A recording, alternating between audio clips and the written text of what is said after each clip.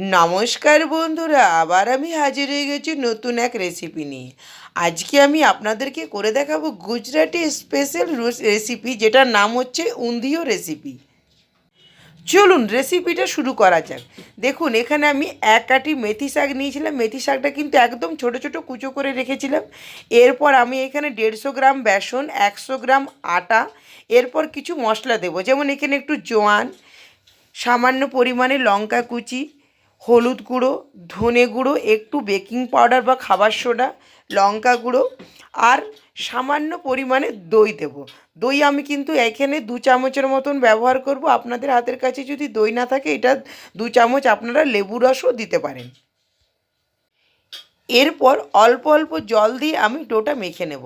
এই ডোটা যখন আপনারা মাখবেন, খুব একটা নরম মাখা হবে না, এটা কিন্তু একটু শক্ত শক্ত মাখা হবে। দেখুন, যখন একটু মাখা আমার হয়ে গেছে, এরপর উপর থেকে আমি 2 চামচ সাদা তেল দিয়ে ডোটা আরেকবার মেখে নিচ্ছি। দেখুন, এখানে আমি এরপর এখানে মুঠিয়াগুলো তৈরি করে নিচ্ছি। এভাবে লম্বাটে আকার করে মুঠিয়াগুলো কিন্তু গড়ে নেব। দেখুন, আমার এখানে মুঠিয়াগুলো গড়া হয়ে গেছে। এরপর আমি ভেজে নেব।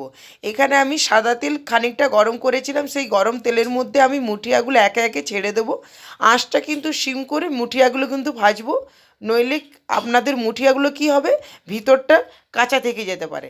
চলুন, সেই ফাঁকে আমি এখানে কিছু মশলাগুলো তৈরি করে নিই। এখানে আমি 3.5 মতন টমেটো দিয়েছিলাম, সেটা মিক্সির মধ্যে পেস্ট করে নিয়েছিলাম। দেখুন, আমার টমেটোটা কিন্তু পেস্ট হয়ে গেছে। এখানে মেন উপকরণ হচ্ছে নারকেল। আমি কিন্তু এখানে ছোট ছোট নারকেল টুকরো করে রেখেছিলাম, সেগুলো সবার প্রথমে দিয়ে আমি মিক্সিটার মধ্যে গুঁড়ো করে নিচ্ছি। দেখুন, কিছু নারকেল আমার এখানে গোটা রয়ে গেছে, সেগুলো আমি কিন্তু একটা একটা করে হাতে করে তুলে দেবো। আপনারা যদি হাতের কাছে ফ্রেশ নারকেলটা না থাকে, এটা কিন্তু গুঁড়ো নারকেল দিয়েও রেসিপিটা করতে পারেন। দেখুন, এখানে আমি এক আঁটি ধনে পাতা আর কিছু রসুন পাতা আর কিছু গোটা রসুনও নিয়ে নিয়েছিলাম। এরপর 1 ইঞ্চি আদা টুকরো করে নিলাম, 4টে কাঁচা লঙ্কা, ঝালটা আপনারা আপনাদের পরিমাণ মতন দিতে পারেন। এরপর সামান্য পরিমাণে জল দিয়ে আমি ভালো করে পেস্টটা তৈরি করে নেব। দেখুন, এভাবে আমি পেস্টটা তৈরি করে নিয়েছিলাম। এরপর একটা থালার মধ্যে আমি পেস্টটা খানিকটা ঢেলে দেবো। এরপর এখানে আমি কিছু সবজি নিয়ে নিচ্ছি।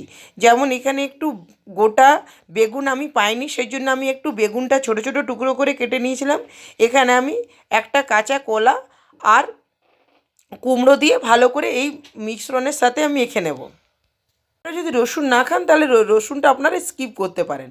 দেখুন, এখানে আমি কিছু ছোট আলু নিয়েছিলাম, সেই আলুগুলো আমি তেলের মধ্যে ফ্রাই করে নিচ্ছি। যেই তেলে আমি মুঠিয়াগুলো ভেজেছিলাম, সেই তেলটা আমার খানিকটা বেঁচে গিয়েছিলো, সেই তেলের মধ্যে আমি আলুগুলো কিন্তু ফ্রাই করে নিচ্ছি। দেখুন, আলুগুলো কিন্তু আমার ফ্রাই হয়ে গেছে। সেই তেলের মধ্যে আমি সামান্য পরিমাণে গোটা জোয়ান আর শুকনো লঙ্কা ফোড়ঙে দিয়ে দেবো। এরপর যে টমেটোটা আমি পেস্ট করে রেখেছিলাম, সেই টমেটোটা পেস্টটা আমি দিয়ে পরে কিছুক্ষণ নাড়াচাড়া করে নিচ্ছি। দেখুন, যখন টমেটো পেস্টটা আমার থেকে তেল ছেড়ে আসবে, এরপর আমি যে মশলাটা পেস্ট করে রেখেছিলাম মিক্সির মধ্যে, সেই মশলাটা দিয়ে আমি ভালো করে কষে নিচ্ছি।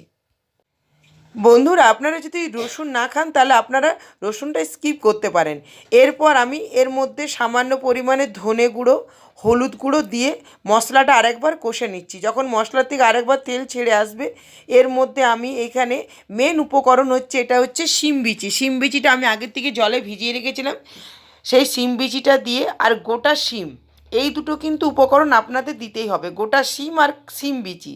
দেখুন, এরপর আমি গোটা শিমগুলো দিয়ে দিলাম। এরপর মশলার সাথে ভালো করে কষে নিচ্ছি। যখন আমার মশলার থেকে তেল ছেড়ে আসবে, আবার এর মধ্যে যে আগের থেকে বেগুনটা আমি তৈরি করে রেখেছিলাম, বেগুন, কুমড়ো আর কাঁচকলাটা, সেটা আমি মশলার সাথে দিয়ে ভালো করে কষে নেব। বন্ধুরা, আমার রান্না আপনাদের ভালো লাগলে প্লিজ আমার চ্যানেলটাকে লাইক আর সাবস্ক্রাইব করে দেবেন। আপনারা কী ধরনের রান্না দেখতে চান আমাকে কমেন্ট করে জানাতে পারেন। আমি চেষ্টা করব আপনাদেরকে সেই সকল রান্না দেখাবার। এরপর বন্ধুরা, আপনাদেরকে বলে দিই, আপনারা যদি ফেসবুক থেকে আমার রান্নাটা দেখেন, তাহলে অবশ্যই আমার ফেসবুক পেজটা ফলো করবেন। আপনারা পেয়ে যাবেন বহু রকম নিরামিষ রান্না। দেখুন, এর ফাঁকে আমি মটরশুঁটি আর একটু জল দিয়ে মশলাটা ভালো করে কষে নিই। এরপর আমি পরিমাণ মতো এখানে জল দিয়ে আমি যে মুঠিয়াগুলো তৈরি করে রেখেছিলাম, সেই মুঠিয়াগুলো উপর থেকে সাজিয়ে দেব। এই রান্নাটা অনেকভাবে তৈরি করে। আমি কিন্তু সিম্পলভাবে আপনাদের সাথে এই রান্নার রেসিপিটা শেয়ার করলাম। আপনারা বাড়িতে অবশ্যই এই রেসিপিটা একবার হলেও ট্রাই করবেন। দেখুন, আমি 10 মিনিটের মতন ঢাকা দিয়ে রেখেছিলাম। এরপর আমি মুঠিয়াগুলো একটু তুলে রেখেছিলাম, এরপর মুঠিয়াগুলো আমি দিয়ে ভালো করে কষে নেব। এখানে আমি সামান্য পরিমাণে ভাজা মশলার গুঁড়ো আর কসুরি মেথি দিয়ে এরপর আরেকবার মশলার সাথে কষে নিচ্ছি। এরপর ঢাকা দিয়ে রেখে দেবো 10 মিনিটের মতন। দেখুন 10 মিনিট পর আমি ঢাকাটা খুলে আপনাদেরকে দেখাচ্ছি রান্নাটা আমার কীরকম হয়েছে।